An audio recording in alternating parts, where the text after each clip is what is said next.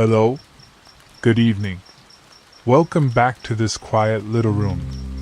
Outside, maybe the night wind is starting to blow, or light rain is tapping against your window, or perhaps there is only silence.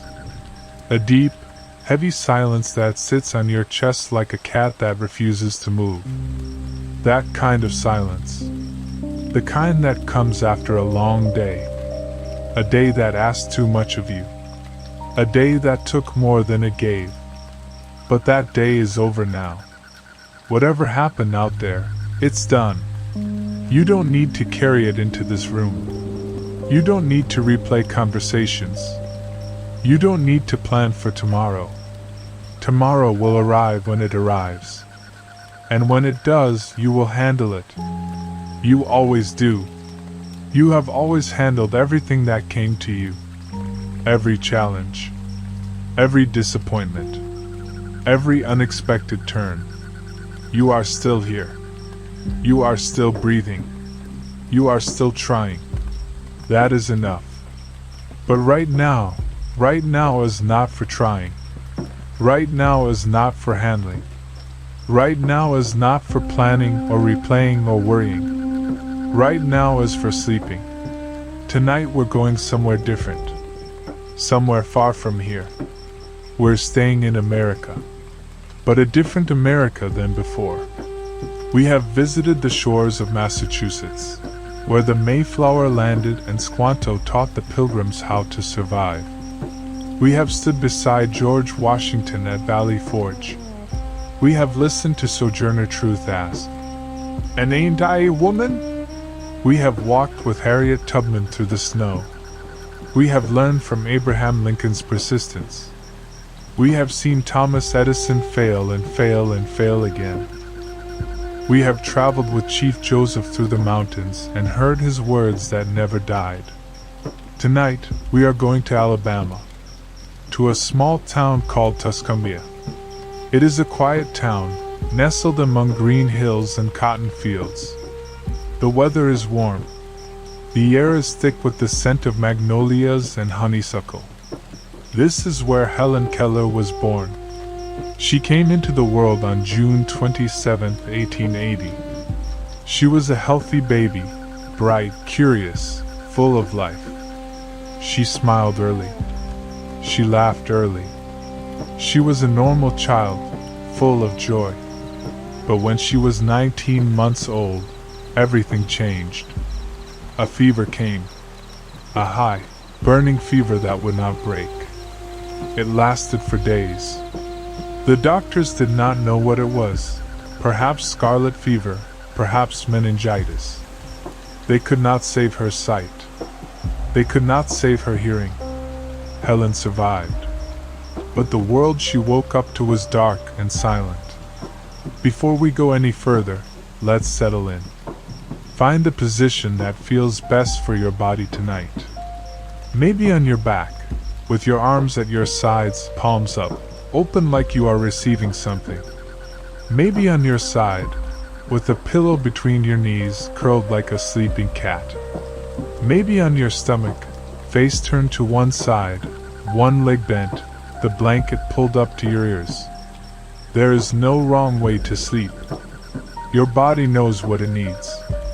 It has been carrying you all day, carrying your weight, carrying your worries, carrying the tension you did not even know you were holding.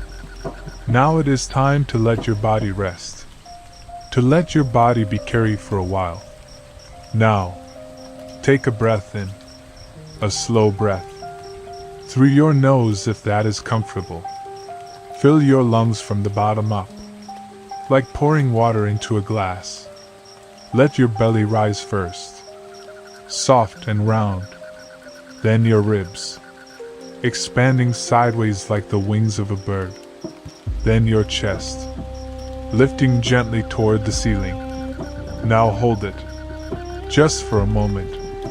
1, 2, and release. Let the air leave through your mouth, not pushing it out, not forcing it, just letting it go, like a sigh. Like you have been holding something all day. A word you did not say, a tear you did not cry, and now you are finally allowed to put it down. Again. Breathe in. Slowly. Notice how the air feels. Is it cool? Warm? Does it have a smell?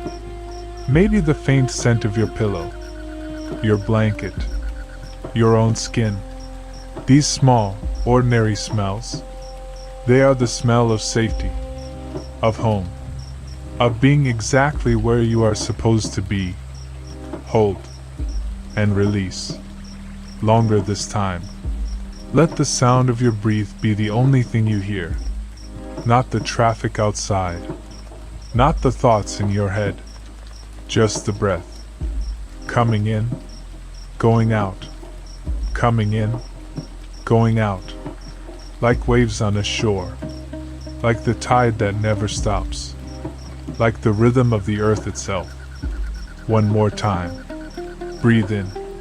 And as you breathe out, let your shoulders drop. The shoulders that have been holding up the weight of the day. Let them fall. Let your jaw unclench. The jaw that has been gritting through difficult conversations, through hard work, through the effort of being patient when you wanted to scream. Let it soften. Let your hands relax. The hands that have been gripping the steering wheel, the phone, the edge of the table, your own anxiety. Let them open. Your legs can sink into the mattress now. Your feet too. As if the bed has reached up and is holding you. As if your bed has become a boat. A boat floating on calm water. And you are lying in that boat, looking up at the stars, going nowhere. Just floating. Not sinking. Not drowning. Not struggling. Just floating. The water holds you. The night holds you. This voice holds you. That is the feeling we want tonight. Floating. Good. Now let this voice be the current that carries you. Let's begin. Tuscumbia, Alabama, in the year 1880 was a small town. It was not a city. It was not a place of great wealth or fame.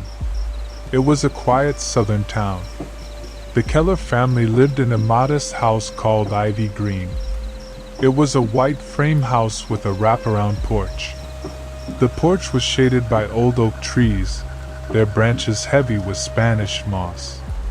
In the front yard, there was a garden of roses and lilies. In the back, there was a kitchen garden where vegetables grew. There was a well with a pump, and a small barn where the horses and cows lived. It was not a grand house. It was a simple house. But it was a house full of love. Arthur Keller, Helen's father, was a captain in the Confederate Army. He had fought in the Civil War. He had lost his first wife in the war. He had lost many friends. He had seen terrible things. But he had survived, and he had come home to Alabama. He loved his daughter. Kate Keller, Helen's mother, was a young woman from Memphis. She was beautiful and kind and full of life. She had married Arthur Keller after the war. She loved her daughter. Helen was born in the summer of 1880. The day was June 27th. The sun was shining. The birds were singing. The roses were in bloom. Kate Keller held her baby in her arms and looked into her eyes. Her eyes were blue, like a summer sky. They were clear and bright and full of curiosity. She smiled at her mother. She laughed. She was a happy baby. Helen grew quickly. She was a bright and curious child. She learned to crawl, then to walk, then to run. She loved to explore the world around her. She learned to talk. Her first word was, "Wah!" her way of saying, water. She loved the water. She loved the feel of it on her hands. She loved the sound of it splashing in the well. She also learned to say, "Mama," and Papa. She learned to say doll and dog. She had a doll named Nancy and a dog named Belle. She loved them both. She was a child full of joy. She was a child full of light. She was a child who loved the world.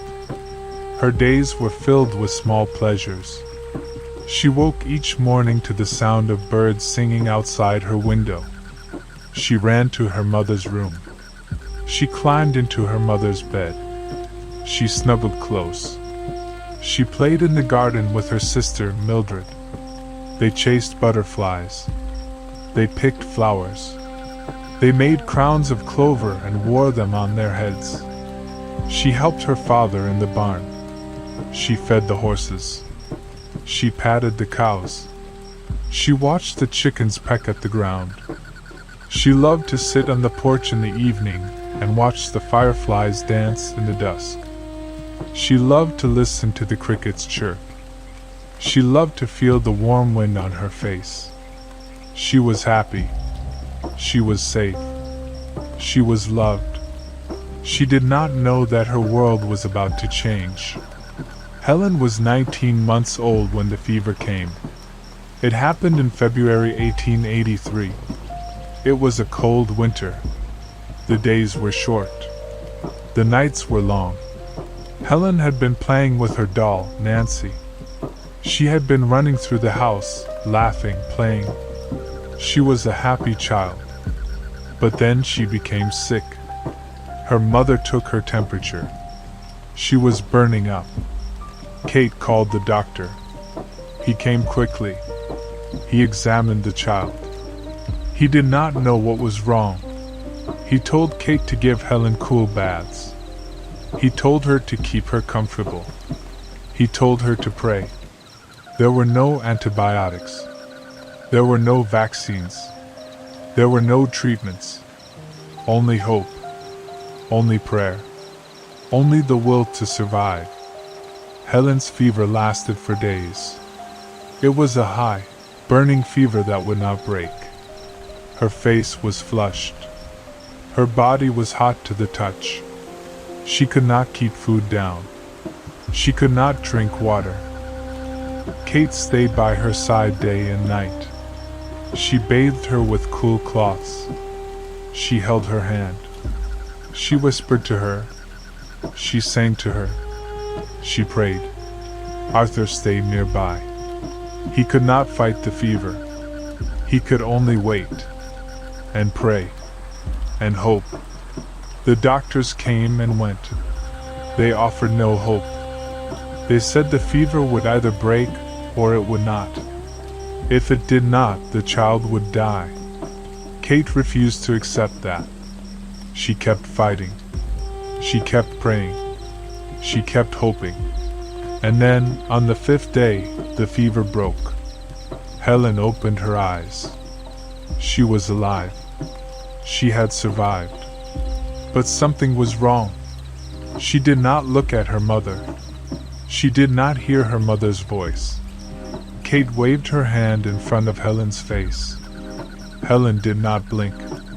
She called her name. Helen did not respond. She clapped her hands. Helen did not turn her head. Kate felt her heart shatter into 1,000 pieces. Her daughter was alive. But her daughter could not see. Her daughter could not hear. Her daughter was trapped in a world of darkness and silence. Helen did not understand what had happened. She only knew that the world was different. She opened her eyes, but there was nothing there. No light. No color.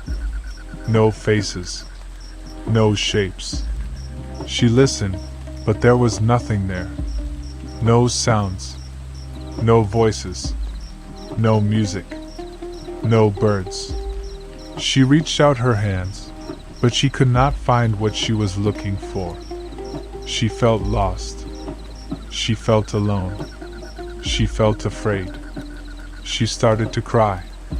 She cried for her mother, but she could not see her. She cried for her father, but she could not hear him. She was surrounded by people who loved her, but she could not reach them. She was alone. She was trapped. She was helpless. Her parents tried everything they could think of. They brought her toys. They sang to her. They held her. But nothing helped. Helen did not understand. She only knew that the world had turned dark and silent. As the months passed, Helen grew more frustrated. She could not communicate. She could not ask for what she wanted. She could not tell anyone how she felt. She did not know that other people could see and hear. She only knew that she was alone. She became wild. She threw tantrums. She kicked and screamed and bit.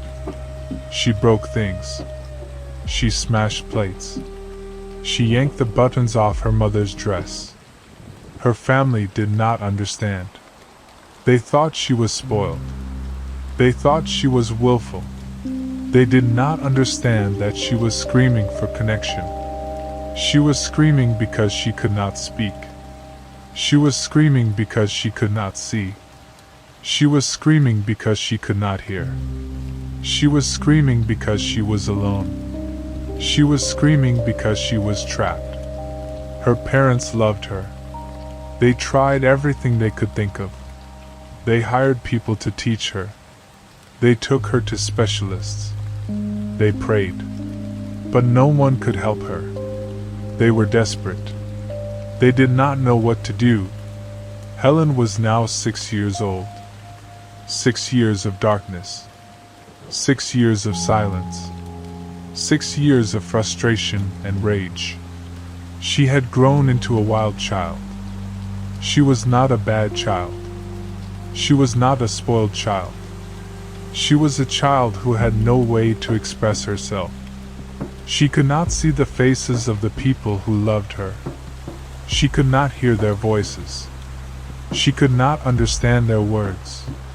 She was trapped in a prison of her own body. And she was angry. Her family was afraid of her. They loved her, but they were afraid. They did not know how to reach her. They did not know how to help her.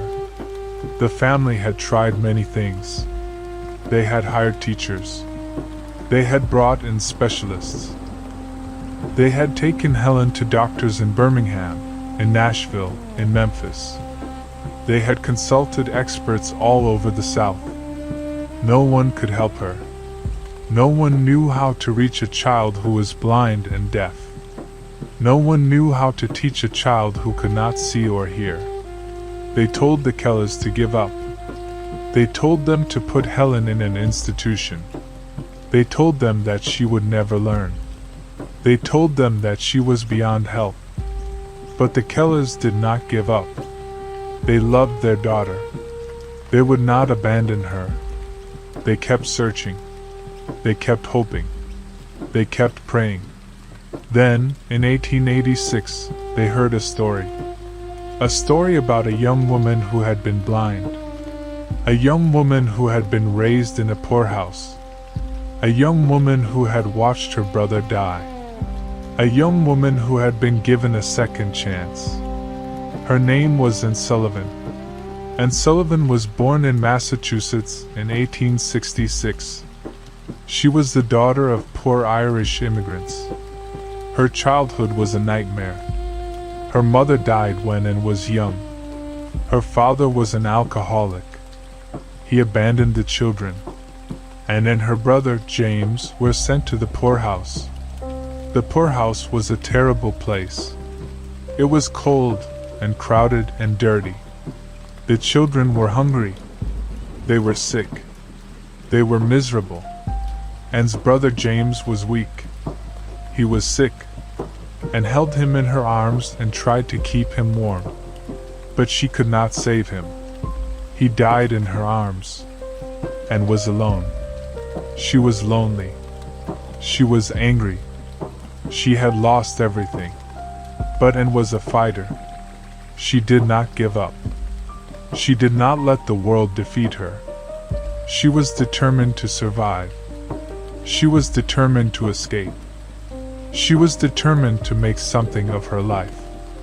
When she was about 14 years old, a social worker came to the poorhouse. The social worker had a message. The state was opening a new school for the blind. They were looking for students, and did not hesitate. She wanted to go. But Anne had a problem. She was not blind. She was not a student the school was looking for. She had been blind as a child. She had suffered from trachoma, a disease of the eyes. She had been nearly blind for years, but she had been treated. Her vision had been partially restored. The doctors told her she could not attend, and was devastated. She had nowhere to go. She had nothing to do. She was stuck. But she did not give up. She begged. She pleaded. She refused to leave. She told the school administrators that she would work. She would clean the floors. She would wash the dishes. She would do anything. Just let her stay. The administrators were impressed by her determination. They agreed to let her stay, as a student on probation, and had her chance. She worked hard. She studied hard. She learned to read and write. She learned Braille. She learned the manual alphabet. She became one of the best students in the school. She graduated at the top of her class. She was a teacher now. She was ready to teach Helen Keller. Anne Sullivan was only 20 years old when she arrived at the Keller house in Tuscumbia, Alabama. She was small and thin and plain. She had poor eyesight. She had a scarred face from her childhood illnesses. She had no money. She had no family. She had nothing except her determination. She was not what the Kellers had expected. They had expected a woman older, a woman more experienced, a woman more confident. But Anne did not care. She knew she could help Helen. She knew she could reach her. She knew she could teach her. The first meeting between Anne and Helen did not go well. Helen was curious about the stranger. She reached out to touch Anne's face. She felt her glasses. She felt her hair. She felt her dress. But then Helen's mother tried to take her away. Helen screamed. She threw herself on the floor. She kicked. She screamed. She bit. And was not surprised. She had been warned about Helen's behavior. She had been told that Helen was wild and uncontrollable. She had been told that Helen was beyond help. But Anne did not believe it. She knew that Helen was not bad. She knew that Helen was not hopeless. She knew that Helen was a child trapped in a prison of darkness and silence. And she knew how to reach her. And asked to be alone with Helen. The Kellers were hesitant. They were afraid of what might happen. They did not trust Anne. They did not know her. They did not know if she could handle their daughter. But they agreed. The first thing Anne did was to give Helen a doll. Helen loved dolls. She touched the doll's face. She touched its hair. She touched its dress. And took Helen's hand and spelled DOLL into her palm. Helen did not understand. She thought Anne was playing a game. She moved her fingers, imitating the movements. But she did not know what they meant, and did not give up. She repeated the word. She spelled it again. She spelled it over and over. But Helen did not understand. She was not ready. Not yet. The next few days were a battle. Helen fought Anne. She bit her. She slapped her. She scratched her. She kicked her. And did not give up. She held Helen's hands. She taught her to fold her napkin. She taught her to eat with a spoon. She taught her to be calm. She taught her discipline. Helen did not understand. She had never been disciplined before. She had always gotten what she wanted by screaming and throwing fits. But Anne was patient. She was firm.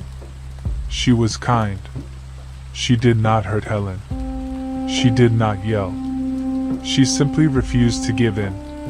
Slowly, Helen began to trust her. Slowly, the chaos began to settle, and knew that discipline was not enough. Helen needed language. She needed words. She needed a way to communicate. So Anne began to teach her. She gave Helen a doll. She spelled DOLL into her hand. She did it over and over again. Helen did not understand. She thought Anne was playing some kind of game. She imitated the movements, but she did not know what they meant, and was not discouraged. She kept trying. She spelled words into Helen's hand every day.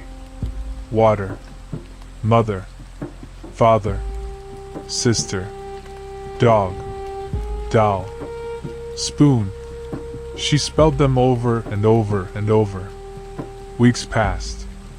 Helen still did not understand. It was April 5th, 1887. It was a warm spring day in Alabama. The sun was shining. The birds were singing. The flowers were in bloom. Anne Sullivan took Helen outside. She led her to the water pump in the backyard. The pump was old and rusty, but it still worked. When you pushed the handle up and down, cool water came out. Anne put Helen's hand under the pump. She pushed the handle. Water flowed over Helen's hand. It was cool. It was wet. It was wonderful. Helen felt the water on her skin. She did not know what it was. She only knew that it felt good, and took Helen's other hand. She spelled into her palm, WATR. She did it slowly, carefully, deliberately. She spelled it again, and again, and again. Something happened. Helen later wrote about it. She said, "Suddenly I felt a misty consciousness as of something forgotten, a thrill of returning thought. Somehow the mystery of language was revealed to me. I knew then that WATR meant the wonderful cool something that was flowing over my hand. It was a miracle." In that moment, Helen understood.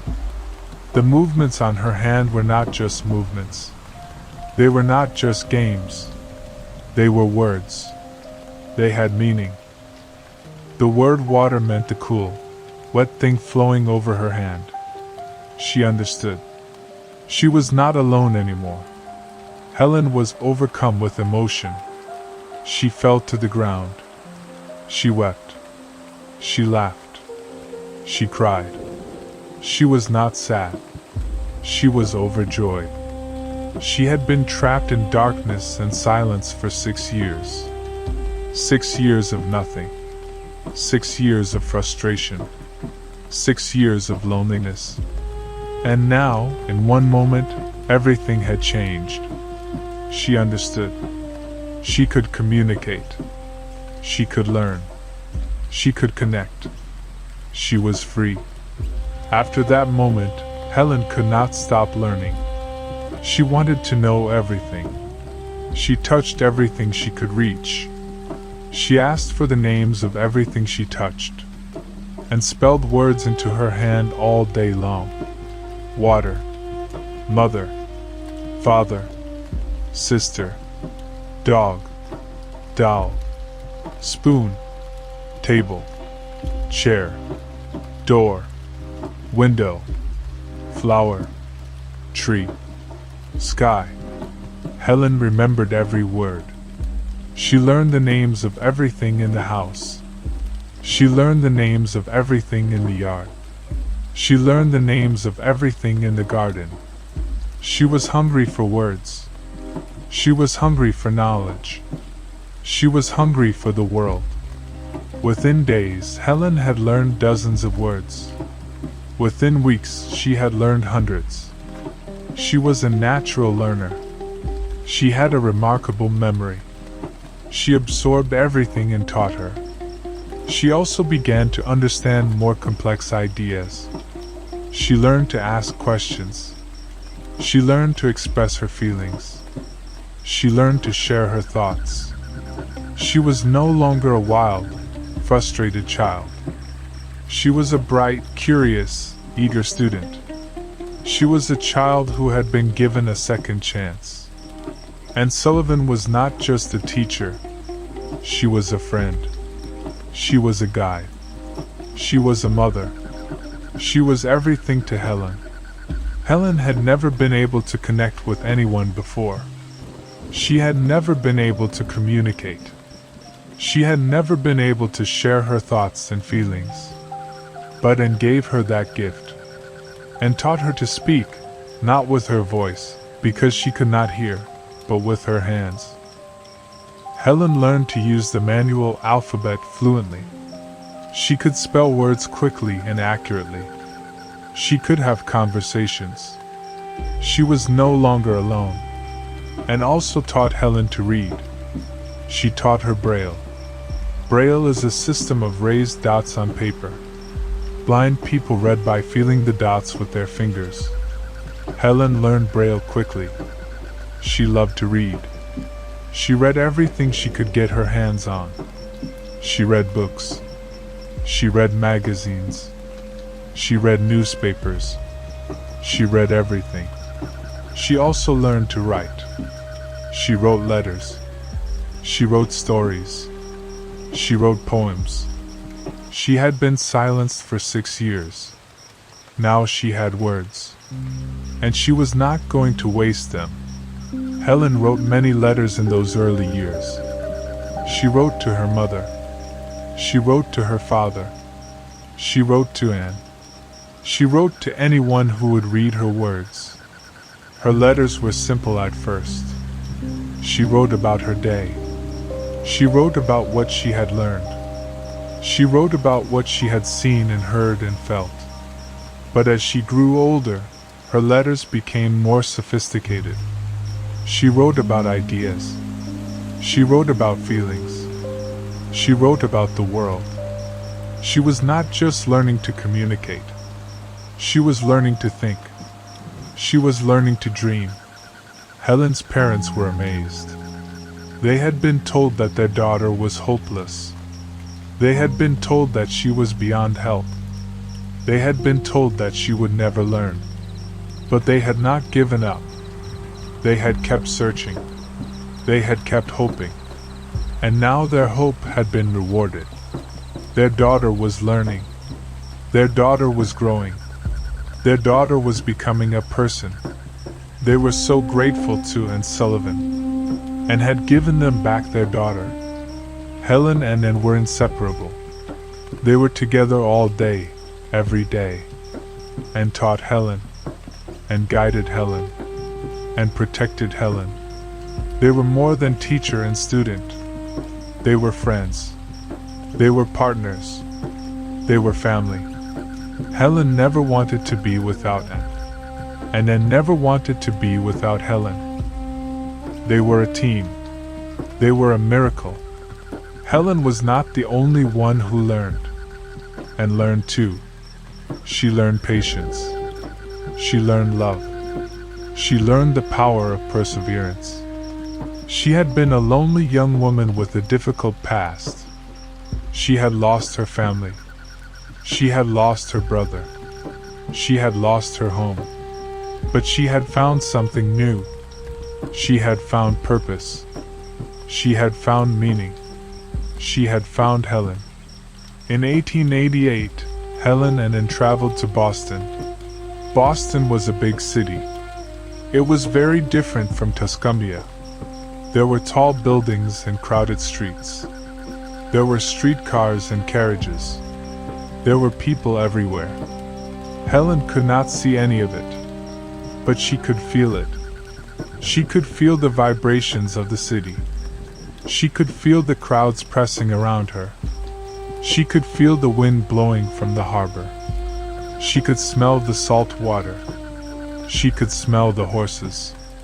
She could smell the food from the restaurants. She was overwhelmed. But she was not afraid. Because Anne was with her. In Boston, Helen visited the Perkins School for the Blind. Perkins was famous. It was one of the oldest schools for the blind in the country. It had educated many famous blind people. Helen was excited to meet other blind children. She had never met anyone like her before. She had always been alone in her world of darkness and silence. But now she was surrounded by children who understood. They could not see. They could not hear. They were like her.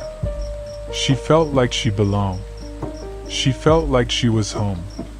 Helen also met the school's founder, Dr. Samuel Gridley Howe. Dr. Howe was a remarkable man. He had dedicated his life to educating people with disabilities. He believed that everyone could learn. He believed that everyone had potential. He was impressed by Helen. He encouraged her to keep learning. He told her that she could do anything she wanted. He told her that she had no limits. Helen believed him. She had been told that she was hopeless. She had been told that she would never learn. She had been told that she was beyond help. But she did not believe them. She believed Dr. Howe. She believed in.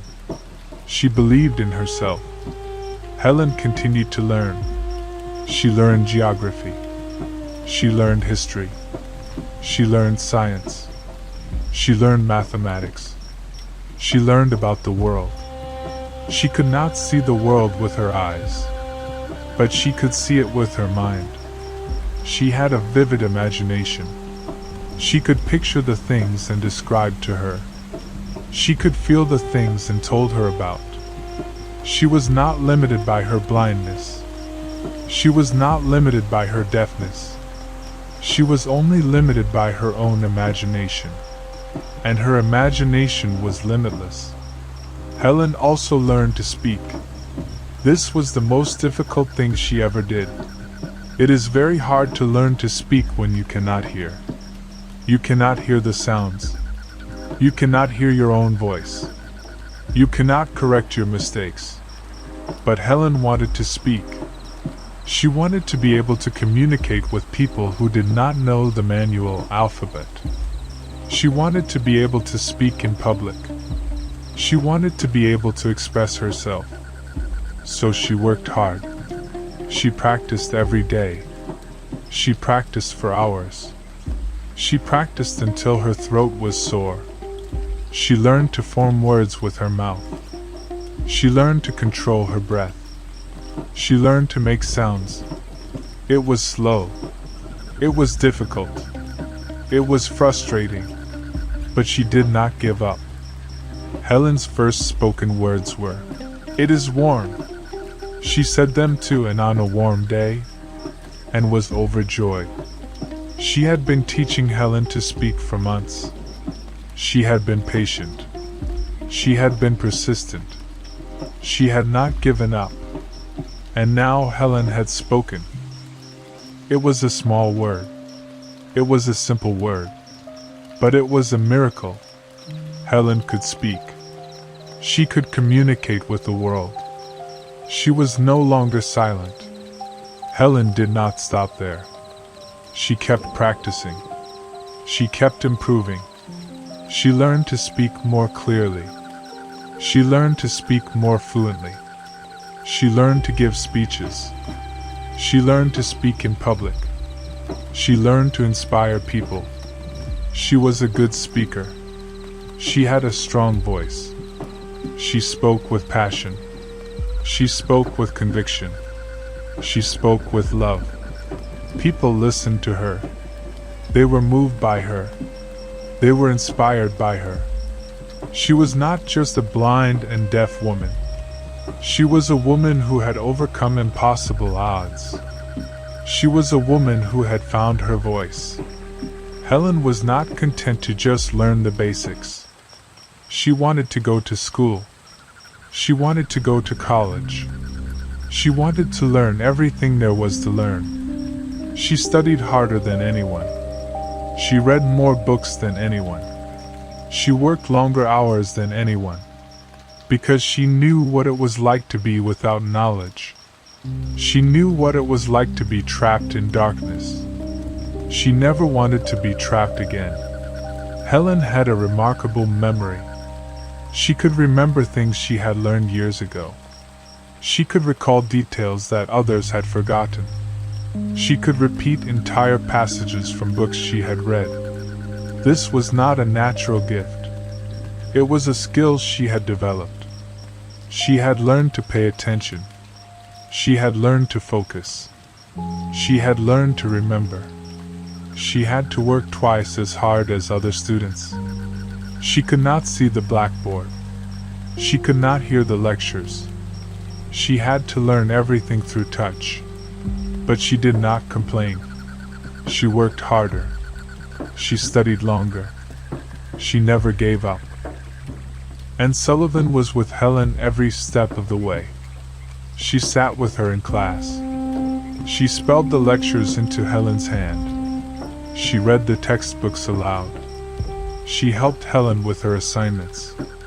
Helen could not have done it without Anne. Anne was her eyes. Anne was her ears. Anne was her voice. Anne was her everything.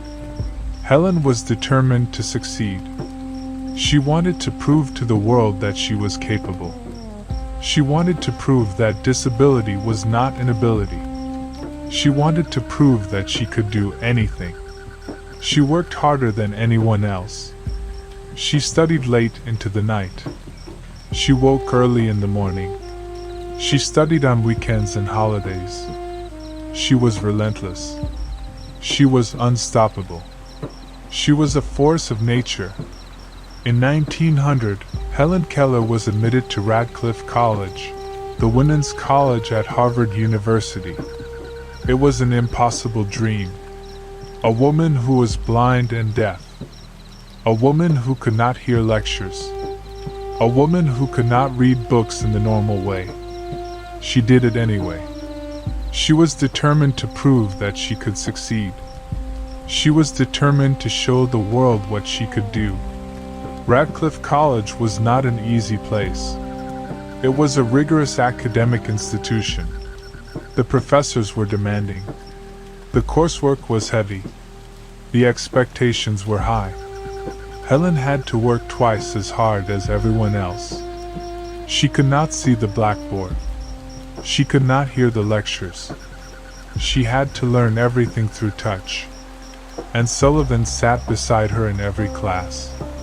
She spelled every word into Helen's hand. She described every diagram. She explained every concept. It was exhausting. But Helen did not complain. She was grateful. She was grateful for the opportunity. She was grateful for Anne. She was grateful for the chance to learn. She would not waste it. Helen studied Latin, Greek, and French. She studied history, philosophy, and literature. She studied science and mathematics. She studied everything. She was a voracious reader. She read books in Braille. She read books with her fingers. She read everything she could get her hands on. She was not just memorizing facts. She was thinking. She was analyzing. She was questioning. She was becoming a scholar. Helen wrote essays for her classes. She wrote about literature. She wrote about history. She wrote about philosophy. She wrote about her own life. Her professors were impressed. They had not expected much from a blind and deaf student. They had expected her to struggle. They had expected her to fail. But she did not fail. She excelled. She was one of the best students in her class. She proved them all wrong. In 1904, Helen Keller graduated from Radcliffe College. She was the first deafblind person to earn a bachelor's degree. It was a historic achievement. She had done the impossible. She had overcome blindness, deafness, and the doubts of the world. She had proven that disability was not inability. She had proven that anything was possible. Helen was not content to just graduate. She wanted to do more. She wanted to write. She wanted to speak. She wanted to change the world.